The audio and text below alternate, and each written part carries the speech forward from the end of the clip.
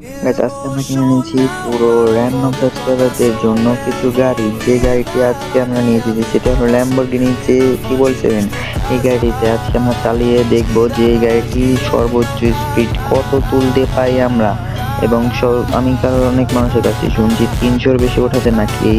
আমরা আজকে 300 আবার গিয়ে দেখাবো সবাইকে, ঠিক আছে? তো চলো চালানো যাক গাড়িটি চালানোর জন্য আমরা গাড়ির ভেতরে উঠে একটু ইন্ট্রো দিয়ে দিই। তো গাড়িটি দেখতে পাচ্ছ অনেক ক্লোজ থেকে দেখা যাচ্ছে, উপর থেকে নিচ থেকে অনেক সুন্দর।